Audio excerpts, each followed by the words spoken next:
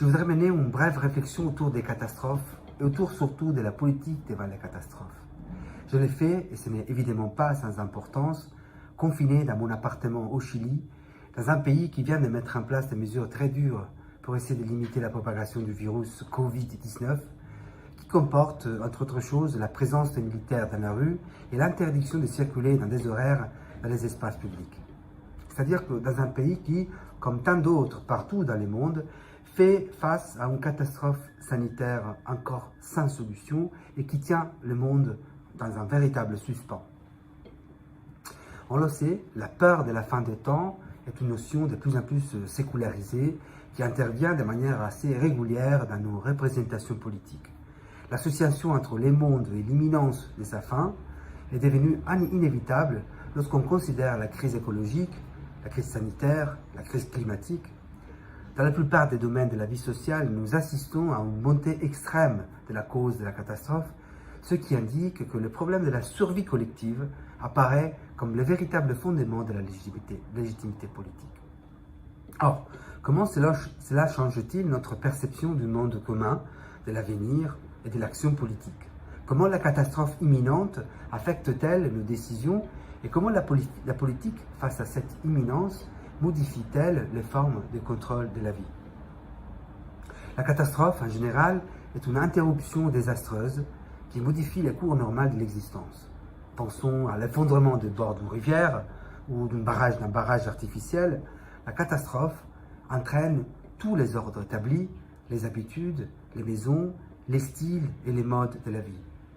En ce sens, une catastrophe est un désordre radical dans l'ordre des choses établies qui rend l'espace tout à coup inhabitable, qui compromet irréversiblement les relations humaines et qui expose aussi la vie à un réel danger. Mais ceci ne dure qu'un instant. Même dans le pire scénario de science-fiction d'Hollywood, ceux qui survivent aux catastrophes s'adaptent et reconstruisent la vie, redevenant vite rationnels et reconfigurant de nouveaux modes de vie en réterritorialisant l'espace. La catastrophe est, en ce sens, c'est celle-ci sa spécificité, ce qui se trouve à mi-chemin entre l'accident, c'est-à-dire ce qui se passe dans le cours normal des choses sans l'altérer, et au contraire en articulant la continuité historique, et l'apocalypse, c'est-à-dire la discontinuité finale qui suspend l'histoire pour toujours. À mi-chemin entre la continuité et la discontinuité, entre l'histoire et la fin de l'histoire, n'étant ni partie de l'histoire, ni étant non plus hors de l'histoire, la catastrophe est une partie de l'expérience. Pensons aux catastrophes de Fukushima ou de Tchernobyl, dont on peut avoir fait une expérience, et à la fois, elle transforme radicalement nos formes de l'expérience, les formes de la vie et des interactions entre les vivants, transfigurant complètement l'essence de l'histoire. Or, je crois que la particularité de notre actualité est d'avoir perdu de vue ces caractères doubles de la catastrophe, en faisant de la catastrophe une situation quotidienne et répétée, telle est la forme de la discussion sur le climat par exemple. La catastrophe est devenue un événement presque habituel, pas tout à fait différent des accidents. La catastrophe climatique est devenue aujourd'hui une partie intégrante de nos compréhensions de l'actualité et ainsi une partie indispensable du langage politique. Ce n'était pas le cas il y a quelques années, quand encore le mot catastrophe désignait quelque chose de tout à fait extraordinaire. Un tremblement de terre, comme le fameux tremblement de terre de 1755 à Lisbonne, qui tend à impressionner les philosophes, de Voltaire au Rousseau jusqu'à Benjamin, ou les événements naturels ou culturels liés aux technologies atomiques, voire la menace terroriste 2001. Tous ces cas ont été des événements qui se sont définis pour leur caractère exceptionnel, par leur caractère quasi apocalyptique. Aujourd'hui, au contraire, la catastrophe est imminente, elle est l'imminence du présent, elle est l'insistance du présent sur le langage politique. Par conséquent, la catastrophe partage toujours moins avec l'apocalypse et perd son caractère de discontinuité partielle ou de continuité relative. Elle établit une relation de continuité fondée sur une discontinuité permanente, ce qui sacrifie son caractère de rupture authentique du tissu historique. Or, dans cette situation de catastrophe permanente, il est important de remarquer que de nouvelles formes de gouvernement sont nées, se modulant et en se renforçant avec l'urgence devant les catastrophes. De quoi je parle?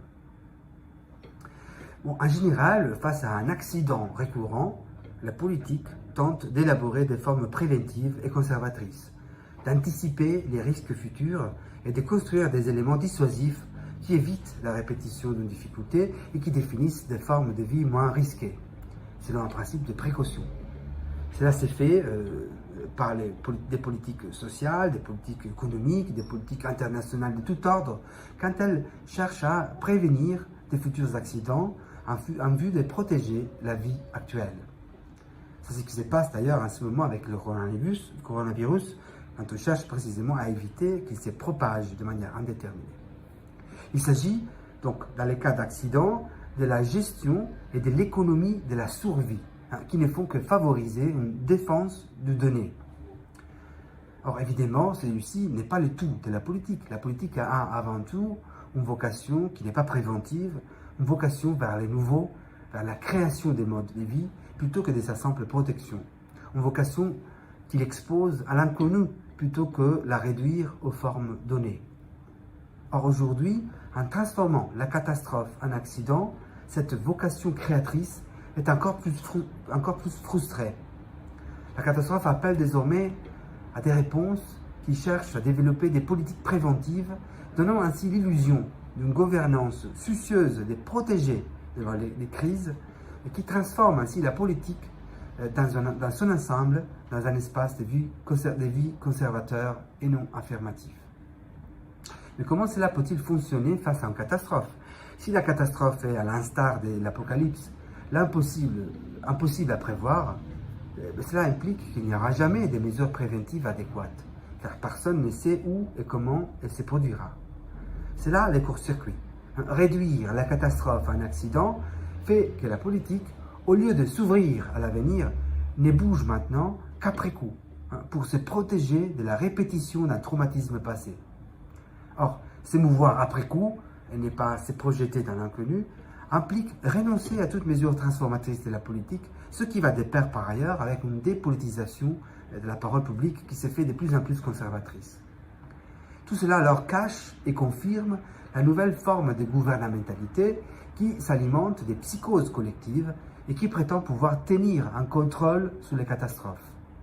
On demande de plus en plus aux États de protéger et de défendre la vie des citoyens, ce qui bien sûr n'est pas mauvais, mais ce qui de façon invisible convertit la politique dans une gestion du danger imminent et lui assigne la tâche première de conserver la vie.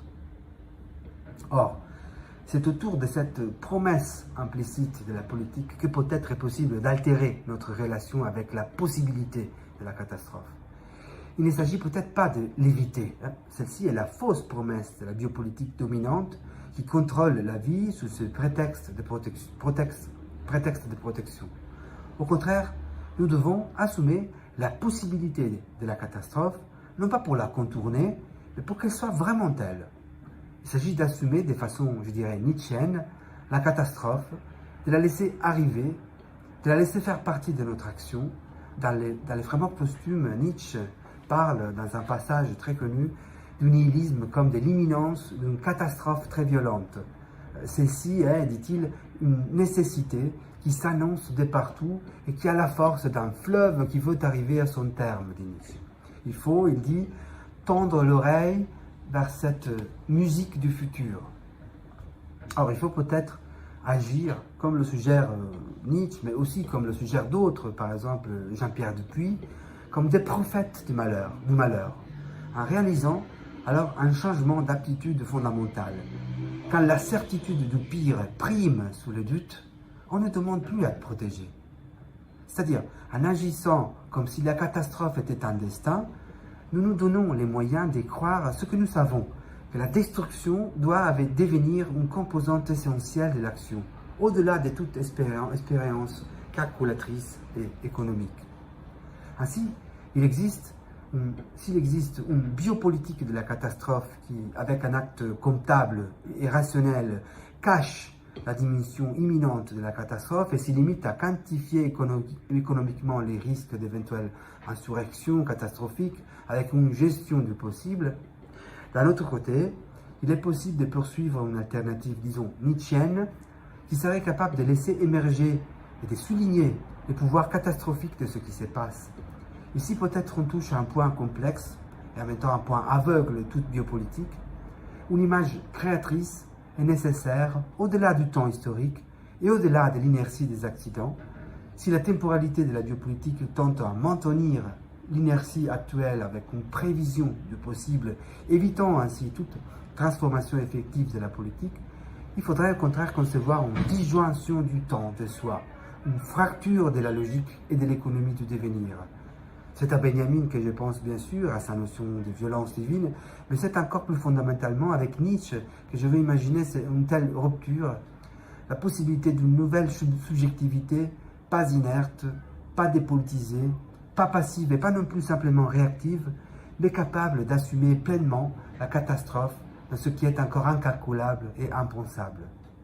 Agir maintenant avec l'impensable, c'est peut-être une tâche qui résiste autant à l'inertie qu'à la pure gestion protectrice de la vie et qui transforme les agents de la politique. Il est important alors, même si nous sommes en ce moment confinés chez nous, avec ce sentiment de peur généralisée, de ne pas céder face aux arguments politiques des catastrophes à aucun de ces extrêmes, ni se faire enchanter par les psychoses et par les promesses de protection de la politique, ni non plus, inversement, se rendre immune à l'imminence de la catastrophe.